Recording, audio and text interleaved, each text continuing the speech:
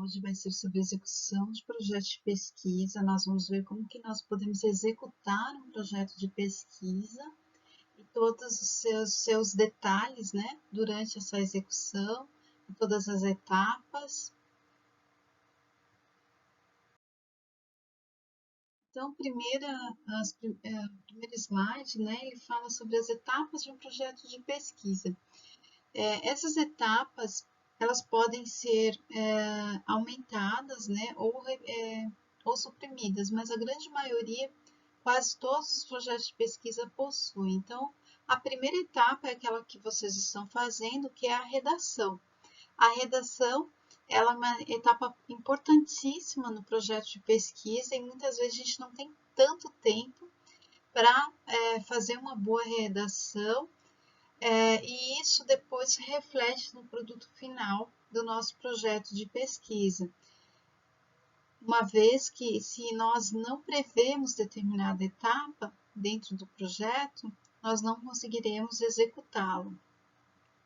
Se nós prevemos um cronograma muito menor do que a necessidade real do projeto, nós também podemos inviabilizar, e assim também como alguns objetivos que nós podemos, em determinado momento, achar que podemos obter dos nossos dados mais resultados e não conseguimos.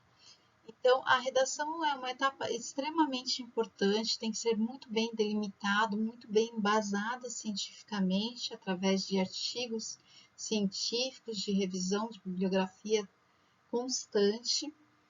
E a redação, uma vez redigido esse projeto de pesquisa, normalmente submetemos ele a um financiamento. Normalmente porque geralmente o custo de um projeto de pesquisa é alto, e também porque se nós temos um patrocinador ou uma agência de financiamento, por que não submeter essa proposta? Essa submissão ela vai depender de N fatores, depois a gente vai falar detalhadamente sobre cada uma dessas etapas.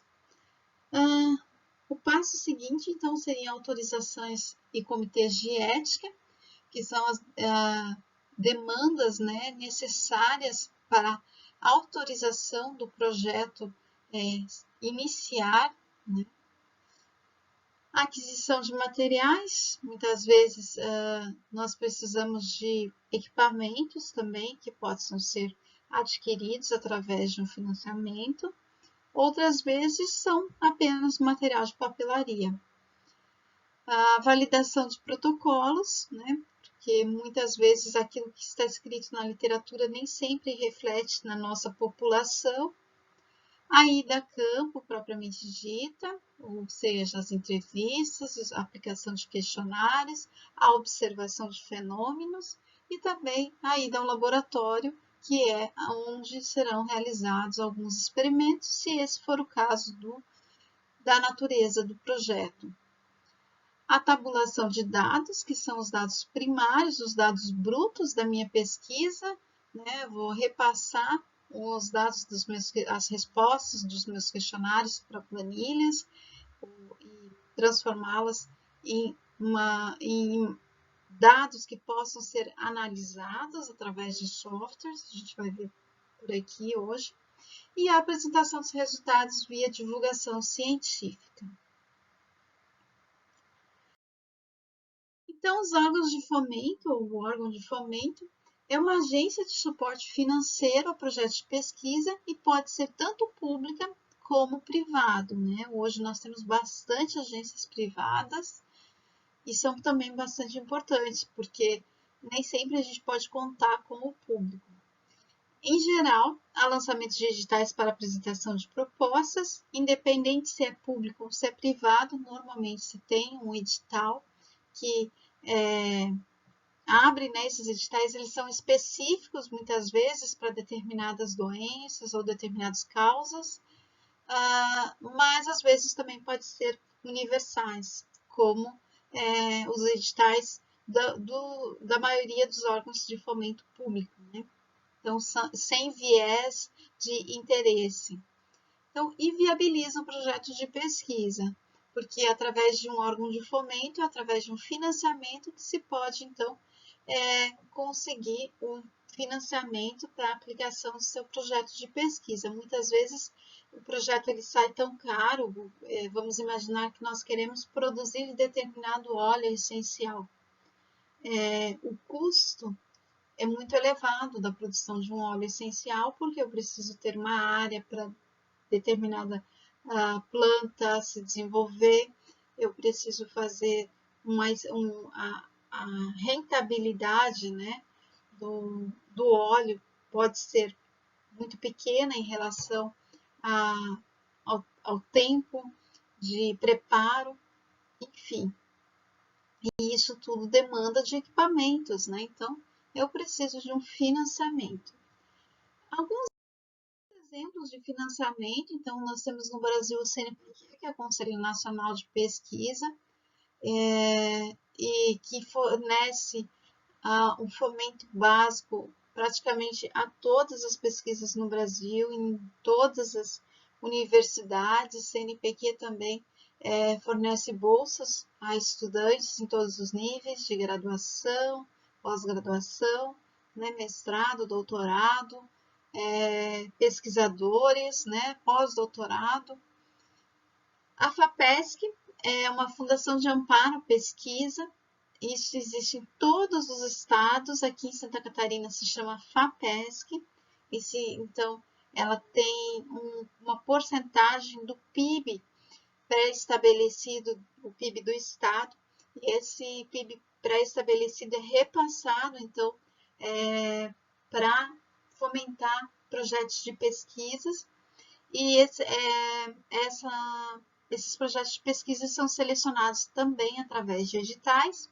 Existem algumas iniciativas privadas, aqui eu citei a Natura, a Fundação Boticário também, que são mais próximos, talvez, da área de vocês, mas provavelmente tem outras fontes, né? Como agências de banco, por exemplo, Santander financia também projetos de pesquisa. Existem empresas que têm interesse naquela determinada pesquisa, que é a pesquisa encomendada, também financiam pesquisa.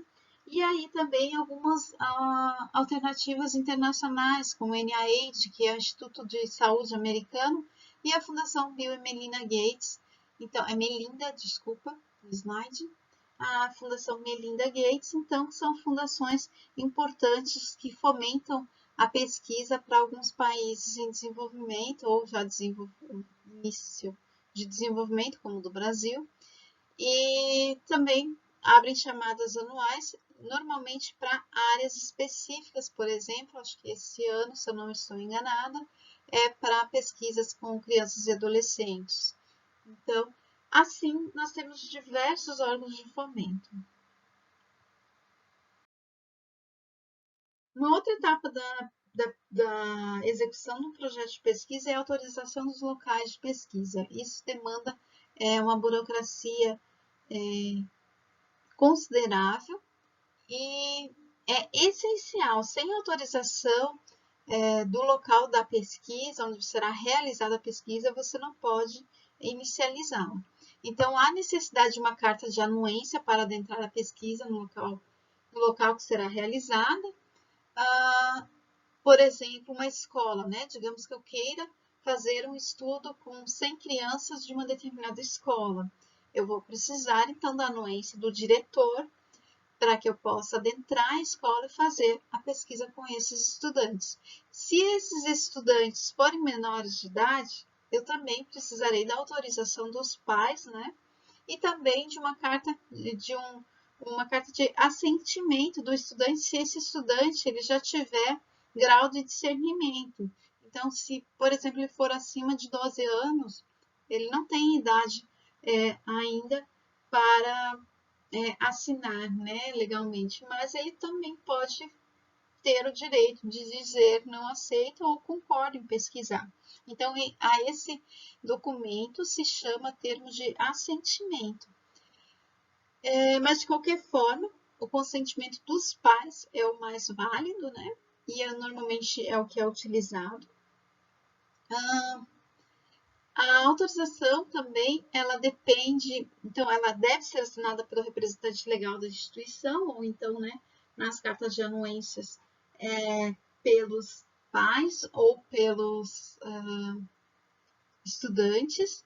Se pelos pais, podem também ser um termo de consentimento livre e esclarecido, né? A gente vai ver a seguir. E também a necessidade de uma autorização de uso de imagem ou voz, se esse for o foco de sua pesquisa, né? Se você quiser fazer uma entrevista com uma determinada pessoa, divulgar foto de pessoas, então você vai precisar redigir uma autorização de uso de imagem ou voz e recolher assinaturas de cada participante da pesquisa. E o termo de consentimento livre esclarecido, então, é um termo onde o participante da pesquisa ele é convidado a participar da pesquisa e ele deverá ter informações suficientes do projeto para que ele possa ter um discernimento sobre a sua escolha de participar ou não da pesquisa. Também nesse termo de consentimento livre esclarecido, ele deve constar os objetivos do projeto e qual a real participação desse participante da pesquisa, se ele vai apenas conceder uma entrevista, ou se ele vai, por exemplo, fazer uma doação de sangue para pesquisa, ou se ele vai se submeter a um determinado tratamento, né? Ou então ele vai sofrer uma intervenção durante um tratamento de uma determinada doença. Então, esse termo de consentimento livre esclarecido é extremamente importante e não há nenhuma possibilidade de se fazer pesquisa com seres humanos sem um termo de consentimento livre esclarecido de cada participante. Esse termo ele deve ser assinado pelo participante. Em caso desse participante ser incapaz ou menor de idade, ou estar num estado doentio que não possa ter discernimento, o responsável, então, por essa pessoa pode assinar. Também, esse termo de consentimento livre esclarecido, ele deve ser escrito numa linguagem que dê acesso ao participante da pesquisa, pois se ele não conseguir acessar a linguagem, como está escrito no termo, se essa linguagem for muito técnica, né? Muitas vezes, por exemplo, uma intervenção medicamentosa que tem muitos termos utilizados no ambiente médico, hospitalar, ele pode não saber o que aquilo significa e simplesmente assinar. Então, isso não é um bom termo de consentimento livre esclarecido. O termo de consentimento livre esclarecido deve ser escrito em linguagem adequada para o participante de pesquisa. Se esse participante de pesquisa for um jovem de 15 anos, então nossa linguagem também tem que ser para jovens de 15 anos. E todos os TCLEs, eles passam por uma avaliação no Comitê de Ética, não só o TCLE, como todos os outros documentos e o próprio projeto de pesquisa. O Comitê de Ética é o comitê que avalia as questões éticas do seu projeto de pesquisa. Se esse projeto de pesquisa ele tem uma metodologia que é ética a ser aplicada, se os benefícios do seu projeto de pesquisa são maiores do que os riscos aos participantes da pesquisa, se esse projeto ele não tem um viés de interesse, por exemplo, poderia ter um financiamento de uma indústria farmacêutica interessada no resultado. Então, o Comitê de Ética é quem amparado, que é o órgão que, amparado por uma legislação, consegue avaliar se esse projeto de pesquisa tem alguma implicação ética. Então, na Univille, nós temos 2 comitês de ética, o Comitê de Ética em Pesquisa com Seres Humanos e o Comitê de Ética em Pesquisa com Animais. Embaixo eu deixei o site, né, onde tem algumas regras, né, se vocês tiverem interesse em um dia fazer pesquisa, colocar o projeto de vocês em prática, então tem que passar então por uma avaliação do comitê de ética, porque a grande maioria dos trabalhos, né, envolve então pesquisa com seres humanos, participantes de pesquisa, e desde uma entrevista até um relato de caso, até uma intervenção medicamentosa. E o Comitê de Ética em Pesquisa com Animais, então, naquelas fases de alguns projetos de pesquisas, então, que trabalham com animais, também há necessidade de se passar por um Comitê de Ética. Alguns trabalhos, alguns projetos ainda devem atender ao CONEP, que é a Comissão Nacional de Pesquisa, de Ética em Pesquisa, e fica com sede em Brasília. Os comitês de ética, então, eles são essenciais para a avaliação de qualquer projeto de pesquisa e eles são muito requisitados. E a avaliação de um projeto de pesquisa normalmente demora até 60, 90 dias. Isso pode invalidar, muitas vezes, a execução do seu cronograma de pesquisa. Portanto, nessa disciplina, por mais que a gente tenha interesse em aplicar um dia o nosso projeto de pesquisa, ele não seria viável, né? Porque nós temos várias outras implicações, além de financiamento, faltaria, né, também a entrada no comitê de ética. Há uma plataforma também que você deve utilizar quando você submeter o seu projeto a um comitê de ética, que é a plataforma Brasil. Essa plataforma ela é igual para o Brasil inteiro e aí ela direciona para o comitê de ética local.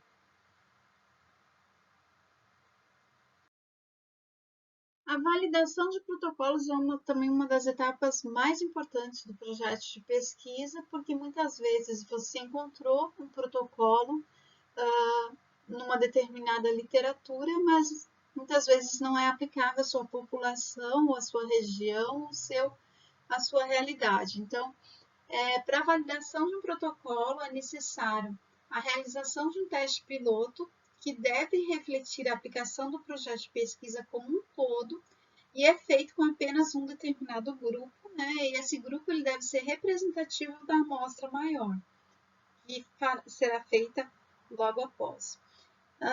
Os protocolos, você pode encontrar protocolos já validados, né? E só reproduzi-los.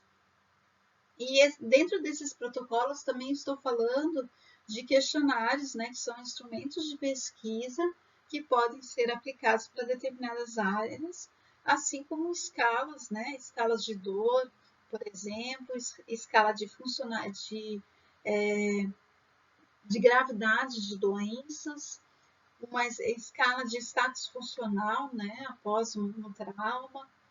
Esses protocolos, todos eles são instrumentos de pesquisa, podem ser utilizados, e quando estiver uma língua que não é a nativa, onde a pesquisa será aplicada, ele deverá ser traduzido, então, por um tradutor validado também, né? Não é qualquer um que vai fazer uma tradução, essa tradução ela tem que ser validada, e também é possível, então, que o próprio pesquisador elabore instrumentos de pesquisa, né? Como sendo uma parte da etapa da pesquisa. A seleção de participantes, então, ela deve estar descrita na metodologia como que você vai selecionar esse participante para o seu estudo, como que você vai incluir, quais são os critérios de inclusão e exclusão para esses participantes. E se você deseja obter um trabalho com significância estatística, você deverá fazer, então, um cálculo estatístico para a determinação do N amostral mínimo de participantes da sua pesquisa. Quantas pessoas eu preciso entrevistar para determinar qual é a média de renda em Joinville? Será que seriam 50? Será que seriam 100? Ou Joinville é uma população de quase 700 mil habitantes? Qual é o N? Né? Eu preciso entrevistar os 700 mil, será enviado. Então, qual é a minha amostra? Uma vez estabelecido o N estatístico, o N amostral, é realizado, então, métodos de seleção desses participantes, que pode ser por sorteio, pode ser aleatório, ou podem obedecer critérios tão rigorosos que você vai só conseguir um determinado grupo. Por exemplo, né, eu quero estudar os estudantes de Joinville que cursam naturologia, que estão no 4º semestre. Então, eu teria apenas 14 estudantes. Então, a minha pesquisa seria validada porque o meu N é bem significativo, é 100% da população, e também não é uma quantidade absurda que inviabilize financeiramente um projeto de pesquisa. E é óbvio, né, que no projeto de pesquisa, durante a execução, você deverá estabelecer qual é o grupo que você vai estudar. É o grupo dos estudantes de naturologia ou então é um grupo maior de estudantes de naturologia da região sul do Brasil. Então, como selecionar esses participantes ou grupos? Então, você deve estabelecer no seu projeto de pesquisa critérios de inclusão. Esses critérios de inclusão, eles, num primeiro momento, vão incluir os participantes de pesquisa, como eu havia falado anteriormente. Então, eu quero estudar os estudantes de naturologia da região sul do Brasil. Esse é meu critério de inclusão. Como segundo critério de inclusão, eu poderia colocar que eu quero estudar apenas aqueles jovens entre 20 e 30 anos. Então, já descartaria muitos. Meu terceiro critério de inclusão vai ser o sexo. Eu quero estudar apenas homens. Então, vai decair muito o meu N. Então, esses são critérios de inclusão. E critérios de exclusão são aqueles que, ao longo da pesquisa, não foram suficientes para realizar a pesquisa. Por exemplo, esse sujeito, ele não concordou em participar da pesquisa e não assinou o TCLE. Esse é um critério de exclusão. Por mais que ele obedecesse todos os critérios de inclusão, ele foi excluído, pois ele não assinou o critério, o termo de consentimento livre esclarecido.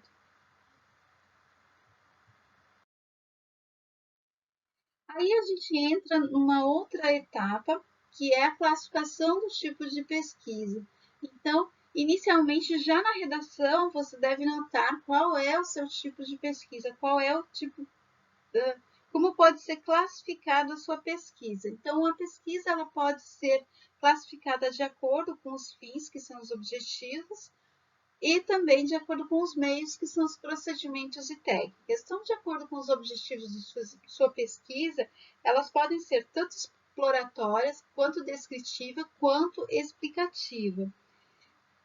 Dentro desse contexto, nós podemos ter os meios. Quais são os meios para atingir esses objetivos? A pesquisa ela pode ser de campo, né? Então ela pode ser uma pesquisa descritiva de campo. Eu vou simplesmente descrever um determinado fenômeno. Uma pesquisa ela pode ser de laboratório. Eu posso ter uma pesquisa explicativa de laboratório, onde eu observei um fenômeno e agora eu vou descobrir a causa desse fenômeno. A pesquisa bibliográfica, eu vou simplesmente fazer uma revisão, ela pode ser exploratória ou descritiva. A pesquisa documental, então eu vou buscar acervos, né, de museus, por exemplo, ou acervos audiovisuais para determinado estudo. A pesquisa experimental, propriamente dita, que é muito parecida com a pesquisa de laboratório, mas envolve animais. A pesquisa ex post facto, que expõe um fato e, de fato, verifica o que aconteceu para esse fenômeno ocorrer. É um termo bastante novo, né? E os estudos de caso, pesquisa, né, com participantes de pesquisa, e a pesquisação, então, que você faz uma intervenção direta.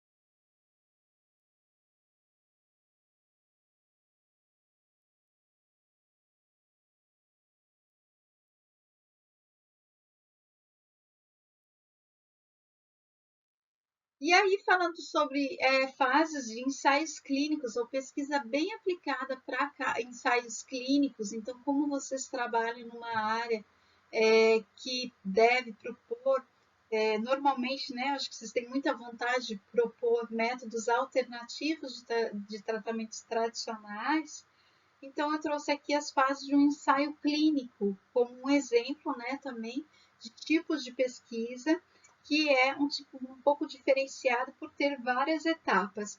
Esse slide, então, eu deixei a fonte ali, né, é um slide emprestado.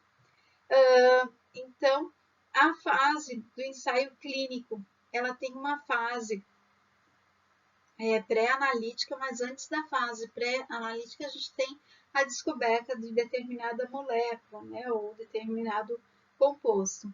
Então, essa molécula ela vai passar pela identificação, a validação do alvo, o desenho, o rastreio e a otimização da molécula, além de testes laboratoriais in vitro e in vivo que confirmam, então, as características dessa molécula.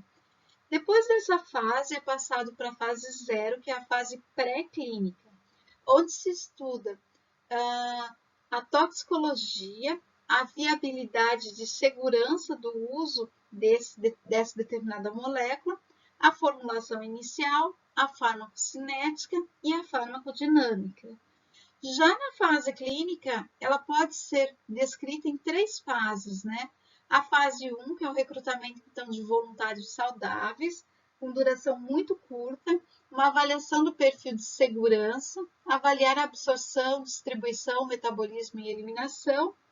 A fase 2, então, com uma primeira utilização em participantes com a doença ou a condição clínica que se quer estudar, geralmente entre 100 e 300 pacientes, é curta a duração, critérios de inclusão e exclusão devem ser restritos, a avaliação contra a eficácia de segurança e o benefício deve ser avaliado e o estabelecimento de dose e posologia.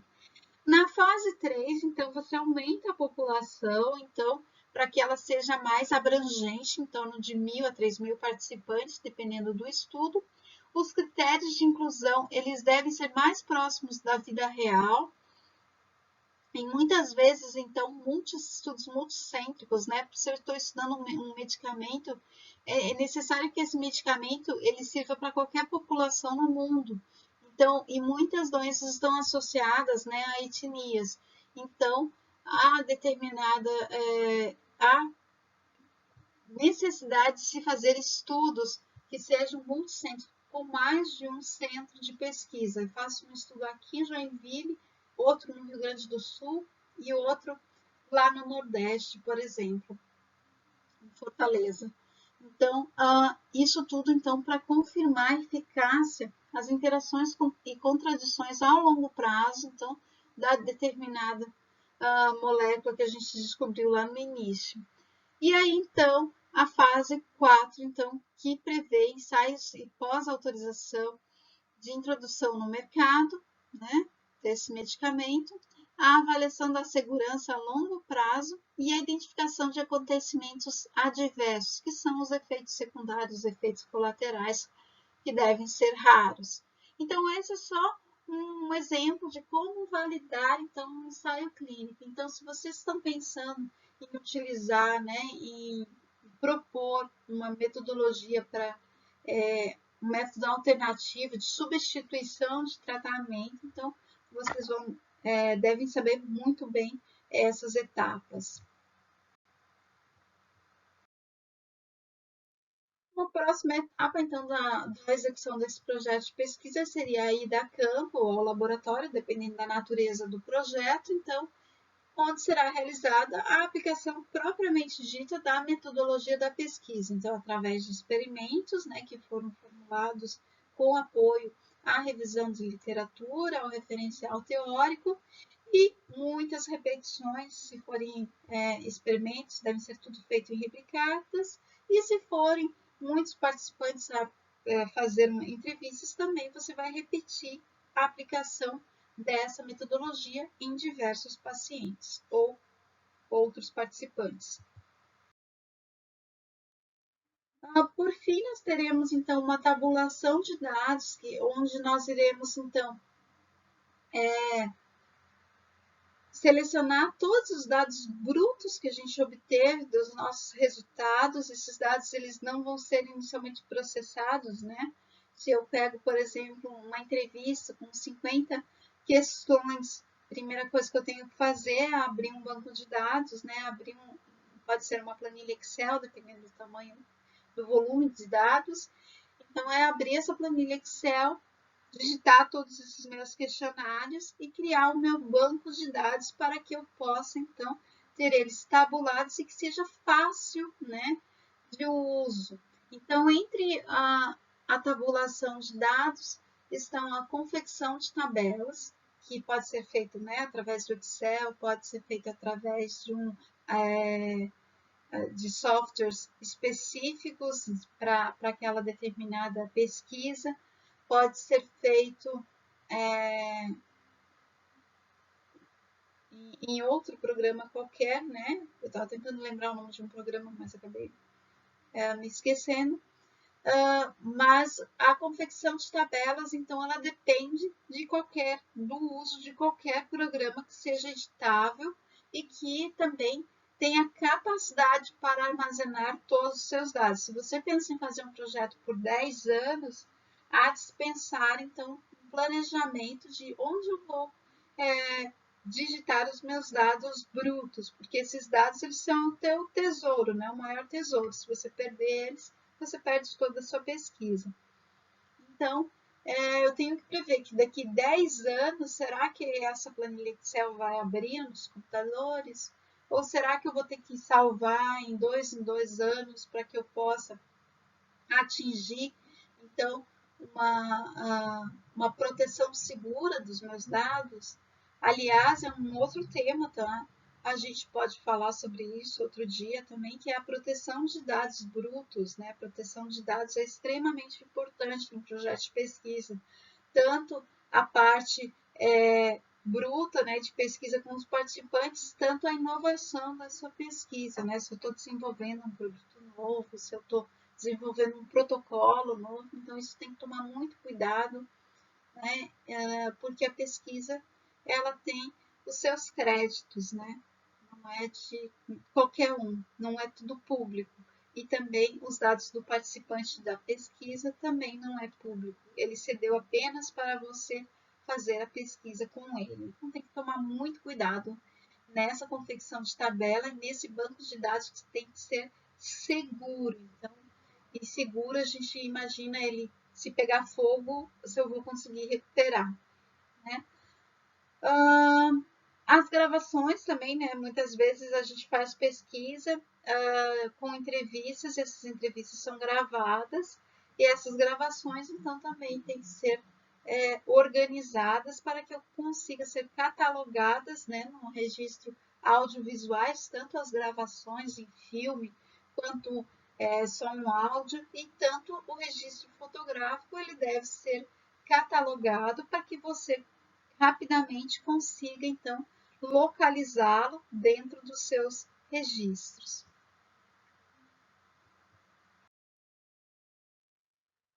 A etapa seguinte é a análise de dados. A análise de dados ela depende essencialmente da sua hipótese. Então, se a sua hipótese é testar apenas uma frequência, você vai usar um dado estatístico simples de porcentagem e vai necessitar de poucos softwares ou softwares pouco específicos, bastante genéricos para esse uso.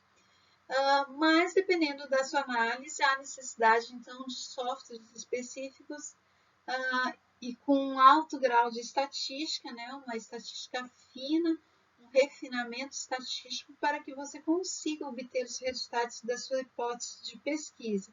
Não adianta escrever que vai usar 10.000 softwares com N testes estatísticos se esses não respondem à sua pergunta ou se esses inviabilizam completamente a sua hipótese, né? Então, tem que estar tudo alinhado. A sua análise de dados ela tem que estar alinhada justamente com a sua hipótese, com os seus objetivos tanto gerais quanto específicos, e a metodologia que você empregar, ela deve responder aos seus objetivos. Então, uma pergunta muito clara que você deve fazer dentro da redação de um projeto de pesquisa será que a minha introdução ou justificativa, com os meus objetivos, com a minha metodologia, com os meus resultados esperados, será que eles se encaixam? Ou será que eu estou viajando? Ou será que eu estou falando de estudar uma determinada população em uma hora, mas em outro momento eu falo que eu quero estudar outra população? Então, o estudo tem que estar muito bem casado. Né? Eu diria que a justificativa seria o porquê estudar, os objetivos seria o que estudar, o método como estudar e os resultados esperados para que estudar. Então, tem que ficar muito clara essa linha de pesquisa. Então, para a análise de dados, será necessário o apoio estatístico, né? Muitas vezes você precisa de uma pessoa especializada nessa estatística, que saiba usar o software, ou às vezes você mesmo tem um pequeno conhecimento, você consegue analisar. E análise de conteúdo também, se for uma entrevista, uma gravação, um registro fotográfico, um registro. Eu fui lá no museu e busquei um catálogo de inclusões daquele museu. Então, esses dados todos eles têm que ser analisados até para a pesquisa qualitativa, que é aquela pesquisa realizada, então, com entrevistas com poucos sujeitos de pesquisa, até para esses a desenvolvimento de softwares especializadíssimos e caríssimos também para esse tipo de análise, e eles procuram justamente palavras-chave dentro de determinados discursos, né? Se eu quero saber, por exemplo, determinada questão, que elas podem ser encontradas ou não entre as respostas dos meus participantes de pesquisa, e esse tipo de software então facilita bastante a vida do pesquisador, tanto na parte qualitativa quanto na quantitativa, né? Sem o uso de softwares ou de uma análise de dados potente, né? Não será possível você produzir um projeto de pesquisa com, com uma boa, com bons resultados. Por fim, a análise de resultados, então, que confirmam a hipótese inicial da pesquisa. Eles devem sempre confirmar a hipótese inicial da pesquisa, ou eles podem refutar também. Mas se tanto eles refutam quanto eles confirmam, eles têm que ser validados através da metodologia. Né? Então, a partir então dessa resposta, se ele confirma ou se ele refuta a hipótese inicial da pesquisa, então eu posso ter um novo achado. Então, refutou a nossa hipótese, eu tenho um novo achado científico e isso trará um impacto enorme para a comunidade científica. Já eu posso ter um dado que nada tem a ver com aquilo que se observou em outras populações. Então, eu tenho um confronto com os dados de literatura. Para divulgar esses dados, eu vou precisar estudar muito para confrontar, então, todos os autores, já que o meu trabalho foi o único que teve um objetivo, teve um resultado alcançado de forma diferente. Aqui a gente tem um porém para dizer, porque muitas vezes a gente quer confirmar nossa hipótese, então a gente quer que o nosso resultado seja positivo, e o positivo é positivo só para nós, né? Então, eu quero encontrar determinada causa de tal doença. Entretanto, pode ser que nós obtemos, dentro dos nossos resultados, dados que não são positivos para nós, são negativos. Eu não encontro nada. Eu não encontro uma melhora no tratamento com um determinado óleo essencial. E os pacientes que tomaram, os que não tomaram, os que fizeram uso ou não uso, estiveram mesmo padrão, né? Então, neste caso, eu não devo omitir os meus resultados.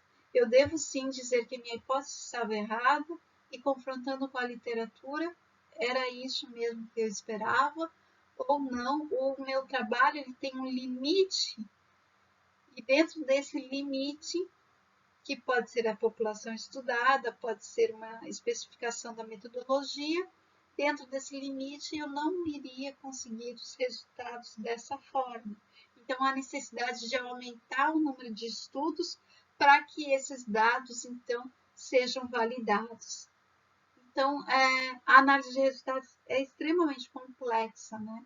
Porque depende não só daquele número que eu encontrei na literatura ou nos meus resultados obtidos, e sim o que eu faço com esse número agora, como eu reflito sobre esses números na minha determinada população ou na minha determinada pesquisa. Então, é extremamente importante realizar uma análise de resultados sem viés científico, sem viés de interesse, tentar ser o mais neutro possível e sempre confrontar com os dados de literatura e se perguntar se todos os outros são diferentes, por que o meu é dessa forma? Será que fui eu que errei? É provável que sim, né? Porque não é todo mundo que erra. Ou será que eu estou diante de um fato novo? Eu costumo dizer que o eureka, né, que é aquela frase famosa dos quadrinhos onde você tem um cientista que descobre a pólvora e fala eureka. Esse eureka, normalmente, ele só vem uma vez na vida, e quando vem. Então, assim, tem que ter um pé atrás com resultados falsos positivos, né? E também para os falsos negativos.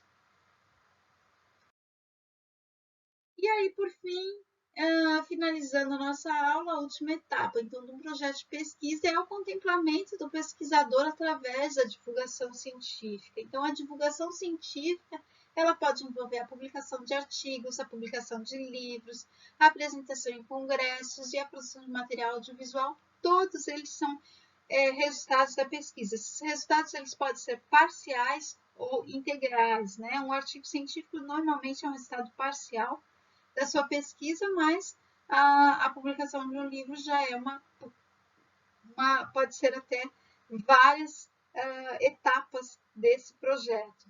Já a apresentação em congresso também uma etapa pequena, e a produção de material audiovisual daí vai depender então dos seus objetivos com essa produção. A publicação de artigos também ela pode ser do trabalho completo, isso vai depender